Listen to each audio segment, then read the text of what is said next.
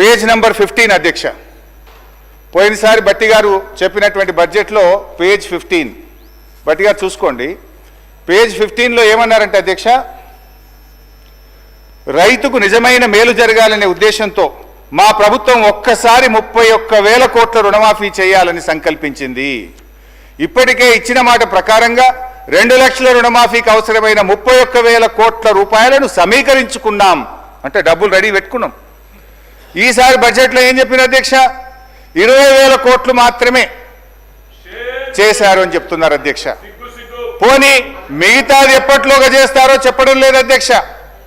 ఇంకా ఆ ఉపన్యాసంలో బట్టి గారు ఎంత దూరం పోయి మమ్మల్ని విమర్శించిందంటే అధ్యక్ష, సిగ్గుచేట అధ్యక్ష.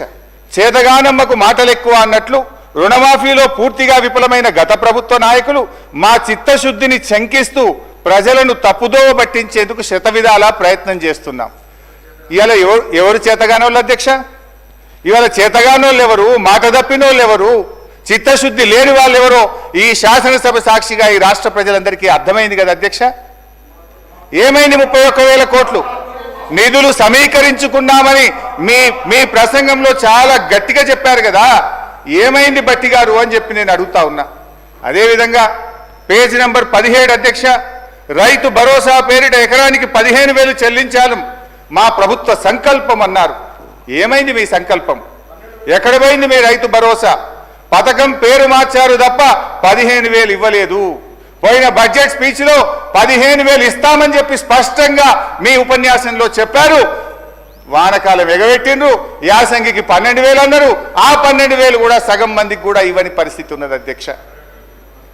అధ్యక్ష పేజ్ నంబర్ 27 అధ్యక్ష, పేజ్ నంబర్ 27లో బడ్జెట్లో రైతులతో పాటు కౌలు రైతులకు గతంలో కన్నా భిన్నంగా రైతు భరోసా సాయాన్ని ఇవ్వడానికి మార్గదర్శకాలు చేసుకున్నాం.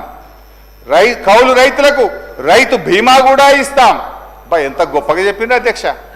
అది విన్న కౌలు రైతుల గుండెలు ఉప్పొంగినాయి ఆ రోజు. కానీ ఇవాళ అదే కౌలు రైతుల గుండెలు ఔసిపోతున్నాయి అధ్యక్ష. ఎందుకు ఇప్పుడు ఏమంటున్నారంటే రైతులు కౌలు రైతులు మీరే ఇద్దరు చూసుకోవాలని చెప్పి వ్యవసాయ మంత్రి గారు సెలవిచ్చారు అధ్యక్ష. కౌలు రైతుల బీమా గురించి అయితే మొత్తానికే మర్చిపోయింది అధ్యక్ష. ఈసారి బట్టి గారి బడ్జెట్లో కౌలు రైతుల ప్రస్తావనే లేకుండా పోయింది అధ్యక్ష. ఇకపోతే అధ్యక్ష పేజ్ నంబర్ 19లో బట్టి గారు ఫసల్ బీమా పథకంలో చేరాం, అమలు చేస్తాం, రైతులు పైసా ఖర్చు లేకుండా మొత్తం ప్రీమియం ప్రభుత్వమే చెల్లిస్తుంది అంటే మేము కూడా సంతోషపడి ఇక్కడ కూర్చొని బల్లలు కొట్టినాం అధ్యక్ష.